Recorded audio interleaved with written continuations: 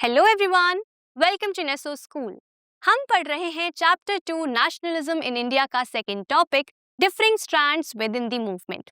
अभी तक हमने इस टॉपिक में ये पढ़ा है कि किस तरीके से नॉन कोऑपरेशन मूवमेंट की शुरुआत होती है टाउन्स में। उसके बाद हमने पढ़ा कि कैसे किसानों के आंदोलन को और साथ ही साथ आदिवासियों के आंदोलन को भी शामिल किया जाता है नॉन कोऑपरेशन मूवमेंट में। अब ये सब पढ़ लेने के बाद हम आगे बढ़ेंगे और आज के इस लेक्चर में समझेंगे कि कैसे प्लांटेशन वर्कर्स मतलब बागान के मजदूर भी हिस्सा लेते हैं नॉन कोऑपरेशन मूवमेंट में। तो हमारे आज के इस लेक्चर का नाम है स्वराज इन दी प्लांटेशंस। तो देख लेते हैं इस लेक्चर के टॉपिक्स। हमारे इस लेक्चर का सबसे पहला टॉपिक होने वाला है स्वराज इन दी प्लांटेशंस, जहां पर हम आसाम के टी प्लांटेशन वर्कर्स की मदद से समझेंगे कि कैसे प्लांटेशन वर्कर्स ने नॉन कोऑपरेशन मूवमेंट में हिस्सा लिया। इसके बाद हमारा दूसरा और आखिरी टॉपिक होगा कंक्लूजन। तो बिना किसी देरी के आगे बढ़ते हैं और शुरुआत करते हैं सबसे पहले टॉपिक के साथ, जिसका नाम है स्वराज इन दी प्लांटेशंस। ये टॉपिक आपके चैप्टर में यहाँ पर दिया गया है और इसी टॉपिक से रिलेटेड एक काफी इंपॉर्टेंट इंसिडेंट भी अगले पेज में आपके चैप्टर में इस इमेज के थ्रू दिया गया है, जिसे हम इस टॉपिक में कवर करेंगे। तो बिना किसी देरी के शुरू करते हैं। सबसे पहले यहाँ पर आप सभी का स्वराज और प्लांटेशन का मतलब समझना जरूरी है। तो चलिए पहले इन दोनों का मीनिंग समझ लेते हैं। स्वराज का मतलब होता है सेल्फ रूल या फिर सेल्फ गवर्नमेंट। ये एक ऐसा आइडिया था जहां पर ये माना गया कि हमें हमारे देश में खुद से सरकार बनानी चाहिए, हमें हमारे देश को खुद से रूल करना चाहिए। उसे ही बोला जाता है स्वराज। स्वराज के बाद बात करते हैं प्लांटेशन की। प्लांटेशन यानी कि बागान का मतलब होता है एक बड़ा खेती का एरिया जहां पर किसी एक सिंगल क्रॉप को, जैसे कि टी या कॉफी को बड़ी मात्रा में उगाया जाता है। उसी एरिया को बागान बोला जाता है या फिर प्लांटेशन बोला जाता है। और जो वर्कर्स, जो मजदूर इस प्लांटेशन में काम करते हैं, उन्हें प्लांटेशन वर्कर्स बोला जाता है। तो अब आई होप आप सभी को स्वराज का और प्लांटेशन का मतलब समझ में आ गया होगा। तो अब आगे बढ़ते हैं और शुरू करते हैं। अभी तक हमने पिछले कुछ लेक्चर्स में ये समझा कि किस तरीके से पेजेंट्स के लिए और ट्राइबल्स के लिए स्वराज का मतलब काफी ज्यादा डिफरेंट था। उनका मीनिंग, उनका अंडरस्टैंडिंग स्वराज का गांधी जी से काफी अलग था। उन्हीं के तरीके से अगर हम बात करें वर्कर्स की, तो वर्कर्स के लिए भी महात्मा गांधी का ये मूवमेंट और साथ ही साथ स्वराज का बिलीफ, स्वराज का नोशन काफी ज्यादा डिफरेंट था। जब यहाँ पर हम बात करेंगे वर्कर्स की, तो यहाँ पर वर्कर्स से मतलब है आसाम के टी प्लांटेशन वर्कर्स। तो यहाँ पर इस टॉपिक में हम स्पेसिफिकली आसाम के टी प्लांटेशन वर्कर्स की ही बात करेंगे। तो जो टी प्लांटेशन वर्कर्स थे, उनके लिए स्वराज का मीनिंग भी काफी ज्यादा अलग था महात्मा गांधी जी से। अब इनके लिए स्वराज का मतलब क्या था, चलिए ये समझ लेते हैं। प्लांटेशन वर्कर्स के लिए स्वराज का मतलब था आजादी, मतलब कि फ्रीडम। लेकिन फ्रीडम किससे? सबसे पहले यहाँ पे प्लांटेशन वर्कर्स चाहते थे कि उन्हें ये अधिकार मिले कि वो आजादी से फ्रीली मूव कर सके कन्फाइंड स्पेस से बाहर और अंदर। तो यहाँ पर हमारे देश में उस समय ब्रिटिशर्स क्या करते थे, जैसा कि मैंने आपको पिछले लेक्चर्स में भी बताया था कि हमारे देश से कुछ लोगों को ब्रिटिश कॉलोनीज में भेजा जाता था प्लांटेशन के काम के लिए या फिर मजदूरी के लिए। उसी तरीके से हमारे देश के अंदर भी ऐसे ही कुछ लोगों को गांव से भेज दिया जाता था किसी दूसरी स्टेट में प्लांटेशन के काम के लिए। अब जहां पर इन सभी लोगों को भेजा जाता था, वहां पे इन सबको बंद कर दिया जाता था, एक बंद स्पेस में इनको रख दिया जाता था। मतलब कि जहां पर प्लांटेशन होती थी, जहां पर बागान था, ये सभी लोग सिर्फ उसी बागान तक सीमित थे। कन्फाइंड स्पेस का मतलब क्या होता है? कन्फाइंड स्पेस का मतलब होता है एक ऐसा एरिया जिसकी बाउंड्रीज फिक्स्ड हो, सीमित हो। ठीक है, अब यहाँ पे प्लांटेशन वर्कर्स को एक ऐसे एरिया में रखा जाता था जो कि एनक्लोज्ड होता था, मतलब कि बंद होता था, और ये सभी लोग उस एरिया के बाहर नहीं जा सकते थे। तो यहाँ पर ये चाहते थे कि इन्हें आजादी मिल जाए कि ये उस स्पेस से बाहर भी जा सके और वापस अंदर भी आ सके, और यही इनके लिए स्वराज था। दूसरा फ्रीडम क्या चाहते थे ये सभी प्लांटेशन वर्कर्स रिटेन करना चाहते थे, मतलब कि बरकरार रखना चाहते थे अपना लिंक, अपना कनेक्शन अपने गांव के साथ, विलेज के साथ, जिस विलेज से ये सभी लोग आए थे। जैसा कि मैंने आप सभी को अभी बताया था कि इन सभी प्लांटेशन वर्कर्स को परमिशन नहीं दी जाती थी कि ये बगान से बाहर जा सके, जिसकी वजह से ये सभी वर्कर्स अपने गांव से काफी ज्यादा दूर हो चुके थे, अपने परिवार से दूर हो चुके थे। इसीलिए ये चाहते थे कि ये रिटेन कर सके अपना कनेक्शन अपने विलेज के साथ। कैसे? जब इनको अलाउ किया जाएगा, जब इनको फ्रीडम दी जाएगी कि ये बगान से बाहर जाएं, अपने गांव को विजिट करें, तो ऑटोमेटिकली वो कनेक्शन रिटेन कर सकेंगे। ठीक है, तो यहाँ पे प्लांटेशन वर्कर्स के लिए स्वराज का मतलब था फ्रीडम, जहां पर वो चाहते थे कि उन्हें ये फ्रीडम मिल जाए, ये अधिकार मिल जाए कि वो कन्फाइंड स्पेस से बाहर जा सके, वापस भी आ सके, और साथ ही साथ रिटेन कर सके अपना लिंक अपने विलेज के साथ। तो यहाँ पर हमने समझ लिया है कि क्या मतलब था स्वराज का आसाम के टी प्लांटेशन वर्कर्स के लिए। अब चलिए आगे बढ़ते हैं और समझ लेते हैं कि कैसे इन वर्कर्स ने नॉन कोऑपरेशन मूवमेंट में हिस्सा लिया। जैसे कि मैंने आपको बताया कि प्लांटेशन वर्कर्स को परमिशन नहीं दी जाती थी कि वो कन्फाइंड स्पेस से, मतलब कि बगान से बाहर जा सके। ऐसा क्यों? ऐसा इसीलिए क्योंकि 1859 में एक एक्ट बनाया गया था, जिस एक्ट का नाम था इनलैंड इमिग्रेशन एक्ट। इनलैंड का मतलब होता है देश के अंदर, और इमिग्रेशन का मतलब होता है किसी दूसरी जगह जाना काम के लिए। ठीक है, तो इनलैंड इमिग्रेशन एक्ट पास किया था ब्रिटिशर्स ने 1859 में, जहां पर उन्होंने ये लॉ बना दिया था, ये कानून बना दिया था कि अब प्लांटेशन वर्कर्स बिना परमिशन के टी गार्डन्स को छोड़कर नहीं जा सकते। और इसी वजह से अब टी प्लांटेशन वर्कर्स जो थे वो फंस चुके थे बगानों के अंदर, क्योंकि ये कानून बन गया था कि वो बिना परमिशन के बाहर नहीं जा सकते, और ये परमिशन उन्हें ब्रिटिशर्स से मिलनी थी। और ब्रिटिशर्स बहुत रेयरली, मतलब कि ये बहुत कम होता था कि ब्रिटिशर्स परमिशन देते थे किसी प्लांटेशन वर्कर को कि वो बाहर जा सके बगानों से। तो इसी एक्ट के वजह से ये लॉ बनाया गया था, और इसी के वजह से प्लांटेशन वर्कर्स बहुत ज्यादा परेशान थे, बहुत ज्यादा दुखी थे। अब ये एक्ट का नाम आप सभी के लिए बहुत जरूरी है, क्योंकि आपके एग्जाम में इसका नाम आपसे पूछा जा सकता है। तो जब प्लांटेशन वर्कर्स इस एक्ट के वजह से परेशान हो चुके थे, तो उसी के बाद वो सुनते हैं, उन्हें ये पता चलता है कि किस तरीके से महात्मा गांधी ने नॉन कोऑपरेशन मूवमेंट की शुरुआत कर दी है। तो इन तक ये इंफॉर्मेशन पहुंच जाती है कि गांधी जी ने देश में नॉन कोऑपरेशन मूवमेंट को लॉन्च कर दिया है, और ये सभी लोग इस बात से बहुत खुश हो जाते हैं, और इस मूवमेंट में हिस्सा लेने के लिए, स्वराज को हासिल करने के लिए, अपनी आजादी को हासिल करने के लिए थाउजेंड्स ऑफ वर्कर्स यहाँ पर अथॉरिटीज को, कौन सी अथॉरिटीज को? ब्रिटिश अथॉरिटीज को डिफाई कर देते हैं। एक तरीके से उनकी बात मानने से अब वो मना कर देते हैं, इनकार कर देते हैं, डिफाई कर देते हैं, मतलब रिफ्यूज कर देते हैं। और ये थाउजेंड्स ऑफ वर्कर्स अब बगानों को छोड़ देते हैं, प्लांटेशंस को छोड़ देते हैं, और वापस अपने घर की ओर बढ़ जाते हैं। तो ये कैसे शामिल होते हैं नॉन कोऑपरेशन मूवमेंट में? ये सभी लोग डिफाई करते हैं अपनी अथॉरिटीज को, और प्लांटेशंस को छोड़ देते हैं, और ब्रिटिशर्स के लॉ का उल्लंघन कर देते हैं। अब यहाँ पर ये सभी वर्कर्स नॉन कोऑपरेशन मूवमेंट में हिस्सा लेते हैं, अपने घर की तरफ बढ़ते हैं। ऐसा क्यों?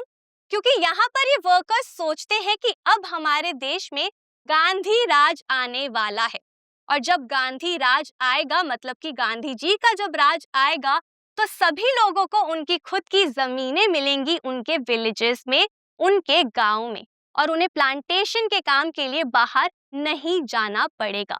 इसी वजह से यहाँ पर इस उम्मीद के साथ कि अब गांधी राज आएगा, और सभी को उनकी खुद की जमीनें मिलेंगी, ये सभी वर्कर्स अपनी गांव के ओर बढ़ जाते हैं। लेकिन अनफॉर्चुनेटली ये सभी लोग अपनी डेस्टिनेशन तक, मतलब कि मंजिल तक नहीं पहुंच पाते हैं। क्यों नहीं पहुंच पाते हैं? क्योंकि ये बीच में ही फंस जाते हैं, ये बीच में ही स्ट्रैंडेड हो जाते हैं, यानी कि फंस जाते हैं। क्यों फंस जाते हैं? क्योंकि उस समय देश में नॉन कोऑपरेशन मूवमेंट चल रहा था, जिसके वजह से जगह जगह हड़ताल चल रही थी, स्ट्राइक्स चल रही थी। तो जो ट्रांसपोर्टेशन था वहां पे भी स्ट्राइक्स चल रही थी। तो रेलवेज बंद थे, कोई भी ट्रेन नहीं चल रही थी। साथ ही साथ स्टीमर स्ट्राइक भी चल रही थी। अब स्टीमर का मतलब क्या होता है? स्टीमर बोट्स होती थी जो कि लोगों को एक जगह से दूसरे जगह नदी के थ्रू लेकर जाती थी, मतलब कि नौका। ठीक है, तो यहाँ पर उन लोगों की भी स्ट्राइक चल रही थी, वो लोग भी हड़ताल पर थे, जिसके वजह से रेलवेज भी बंद हो चुके थे और अब स्टीमर स्ट्राइक भी हो गया था। और इसके वजह से क्या हुआ? लोग ट्रांसपोर्टेशन का इस्तेमाल ही नहीं कर पाए, एक जगह से दूसरे जगह ये प्लांटेशन वर्कर्स नहीं जा पाए। और अब ब्रिटिशर्स ने क्या किया? क्योंकि इन लोगों ने डिफाई किया था अथॉरिटीज को और कानून का उल्लंघन किया था, इसीलिए अब ब्रिटिशर्स पुलिस को भेज देते हैं और इन सभी लोगों को अरेस्ट करवा देते हैं, गिरफ्तार करवा देते हैं। और गिरफ्तार करने के बाद पुलिस इन सभी लोगों को बहुत ज्यादा ब्रूटली पीटती है, मारती है, जिसके वजह से यहाँ पर ये लोग अपनी डेस्टिनेशन तक नहीं पहुंच पाते हैं। और इसीलिए नॉन कोऑपरेशन मूवमेंट यहाँ पर प्लांटेशन वर्कर्स के लिए भी फेल हो जाता है। तो इसी के साथ हमने समझ लिया है कि प्लांटेशन वर्कर्स के लिए स्वराज का मतलब क्या था, क्यों उन्होंने नॉन कोऑपरेशन मूवमेंट में हिस्सा लिया और कैसे उन्होंने नॉन कोऑपरेशन मूवमेंट में हिस्सा लिया। लेकिन उसके बाद किस तरीके से ये मूवमेंट फेल हुआ, ये भी हमने समझ लिया जब ब्रिटिशर्स ने इन सभी लोगों को पकड़ लिया और फिर बहुत ज्यादा पीटा। तो इसी के साथ हमारा ये टॉपिक यहीं पे खत्म होता है, जहां पर हमने प्लांटेशन वर्कर्स के मूवमेंट के बारे में समझ लिया है। अब आपके चैप्टर में जो एक इम्पॉर्टेंट इंसिडेंट के बारे में दिया गया है, चलिए उस इंसिडेंट को समझ लेते हैं। हमारे देश में 1922 में उत्तर प्रदेश के गोरखपुर डिस्ट्रिक्ट में चौरी चौरा में एक ऐसा इंसिडेंट हुआ था जिसके वजह से नॉन कोऑपरेशन मूवमेंट बंद कर दिया गया था। अब ये इंसिडेंट क्या था, चलिए समझ लेते हैं। 1922 में चौरी चौरा में एक काफी पीसफुल डेमोन्स्ट्रेशन चल रही थी, मतलब काफी शांतिपूर्वक तरीके से लोग प्रोटेस्ट कर रहे थे ब्रिटिशर्स के अगेंस्ट।